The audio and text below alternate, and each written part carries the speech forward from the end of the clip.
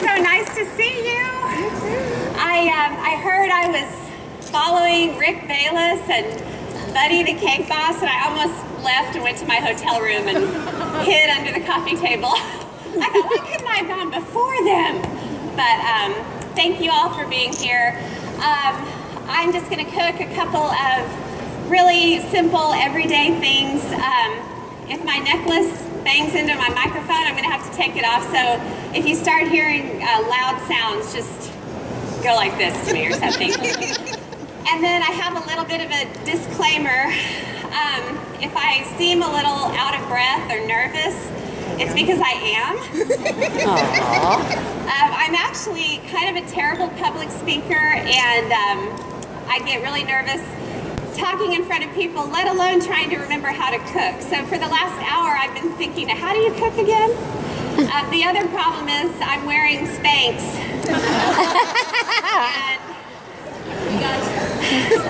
And in normal circumstances, it's okay. I've sort of adapted my breathing to them, but in this kind of scenario, it's kind of, if you see me turning blue, you'll know what to tell the paramedics. And to make matters worse, my little boy Todd was here with me, and we lost him earlier in the show. So, you know, basically, forgive me for everything. But I am so excited to be here at the Housewares Show. It is the first time I've ever been here, and I'm here because I have a new line of cookware and dinnerware, kitchenware. It's at the Gibson booth. I don't know what the number of the booth is, but it's over that way. What? 201. But I've had so much fun. Some of the products are up here. I'm sure you guessed that this is one of my products, but I've had so much fun putting it together with Gibson. I've been obsessed with each and every product, and I just can't wait for it to come out this fall. So, but when I decided that I was going to do the cooking demo here, I was trying to think about what to cook, and this is what I do on my cooking show. I just think about what I ate last night and what would I eat right now if I could. I'm not going to blow you away with any big culinary masterpieces, but hopefully I'll send you away with a couple of new, really easy things to make. And I also want to take questions while I cook, because I'd much prefer to have a conversation while I cook. And so if you have a question, I'll tell you every now and then when it's time for questions, and you can raise your hand. If you want to know what style of Spanx I wear, that's okay. No, I'm just kidding. I won't say Spanx anymore, the rest of the thing. So I'm using my cute red cow creamer to pour some half and half into a dish with some eggs, and I'm going to make croissant French toast. It sounds a lot fancier than it is, but it's absolutely not. I'm just going to whisk them together.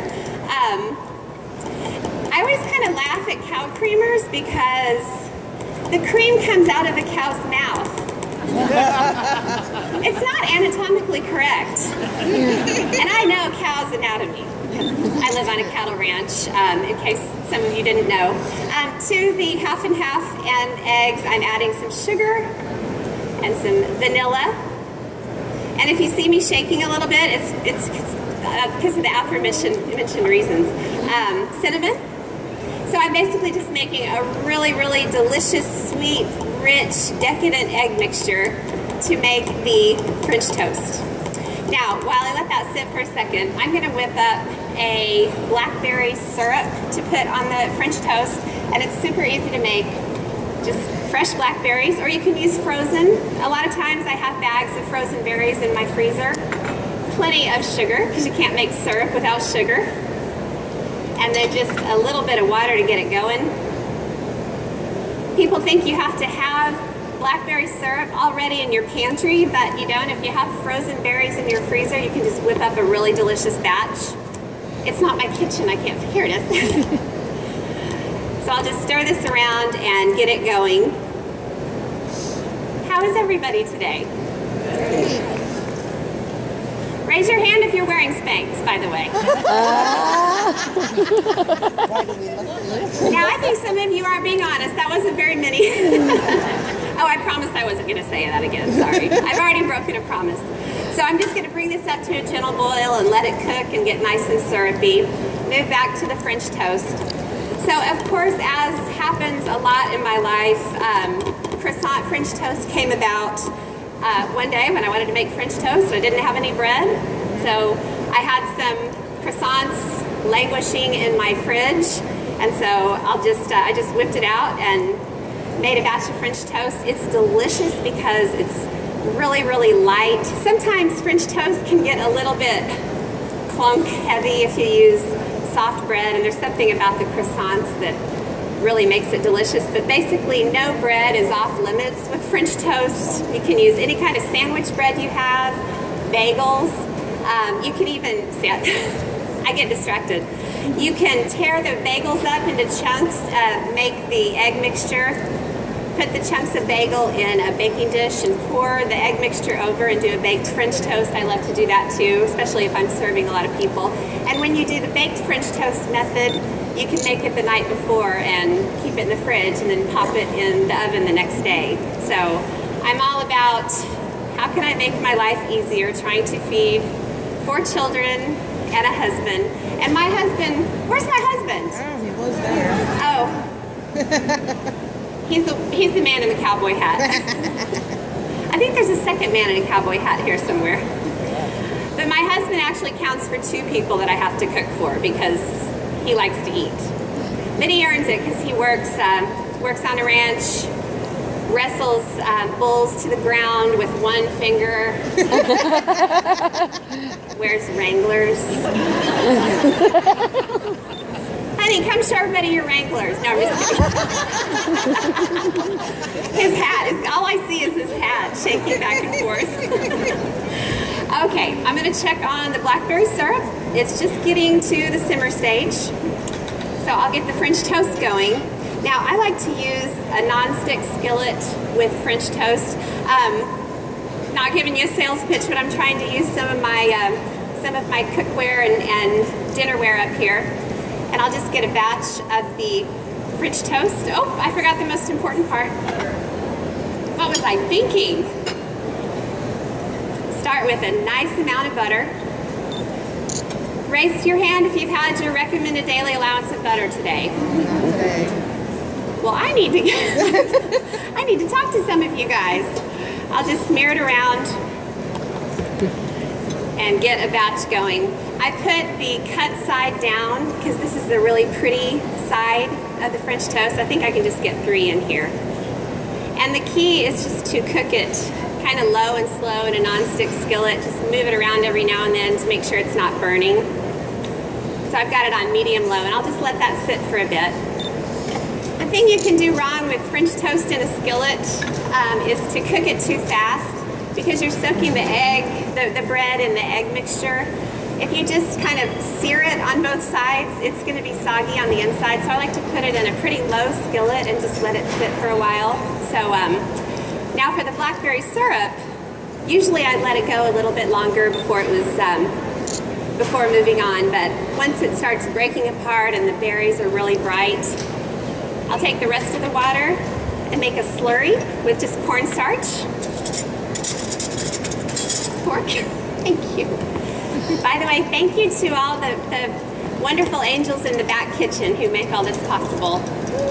Woohoo!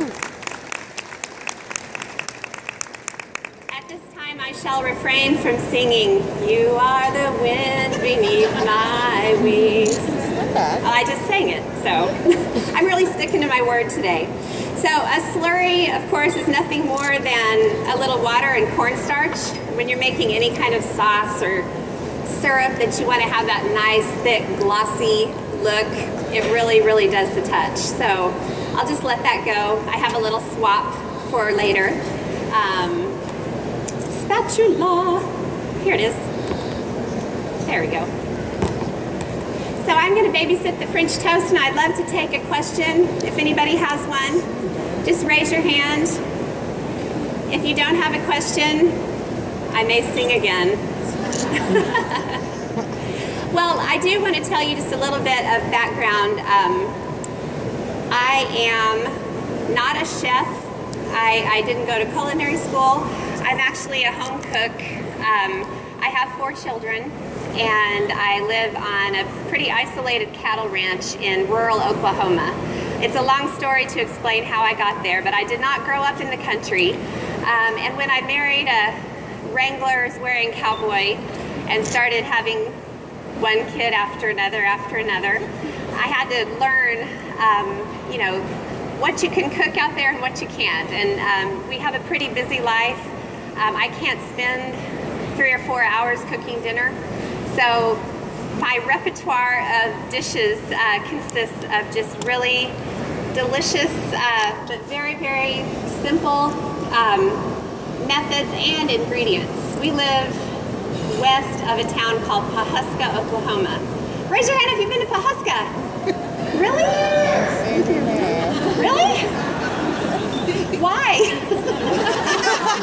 I mean, I love it. It's my home, but why? Oh, okay. Wonderful. Hi. Nice to see you. Well, I grew up in a town of 35,000, and I thought it was way too small a town for me. I had to get out of there. So I did. I went to Los Angeles. It's a long story. Wound up back in Oklahoma. And our town that we live west of is 3,000 people. So be careful what you what you declare in life, because it'll come back to bite you. But my whole point is that we have a very small grocery store with very few ingredients outside of the normal things. So I just can't rely on ever having fresh herbs, something as simple as that. Every now and then they'll get in a batch of sage or something, but if I need fresh basil, I've got to grow it myself, or I've got to drive about an hour and 20 minutes to a supermarket in Ponca City or Bartlesville. So that's kind of where I'm coming from in a cooking realm. And you know, I've found through the course of having a cooking blog and a cooking show on Food Network that a lot of people cook that way. I love looking at beautiful culinary creations. I think it's so inspirational and aspirational that day in and day out, I've just got to find something to feed that guy back there. And the 4 children that happened as a result of living on an isolated ranch in Oklahoma. But I'm not going to go into any detail there. So the French toast looks absolutely beautiful. Just going to flip it a little bit more. And I'll start putting it on a plate. Now, when I said wind beneath my wings, it's because by the magic of not even television, I have a plate of beautiful French toast, and it's crisp on the outside and really sweet, and you get that vanilla. Oh, why not? I'll do 3. I would never do this in real life, but I'm on a trip in Chicago, and I can do whatever I want. Let me grab a knife. I put it somewhere. Thank you. Gotta have some butter. Just like my dinnerware, and you can tell with my butter dish and the products that I'm developing, I like little finishing touches, a little butterfly handle on the butter dish.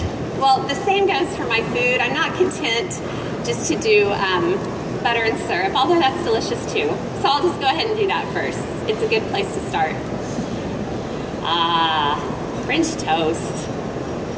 I would eat this for breakfast, lunch, and dinner. Probably not on the same day, but you never know. And then spoon.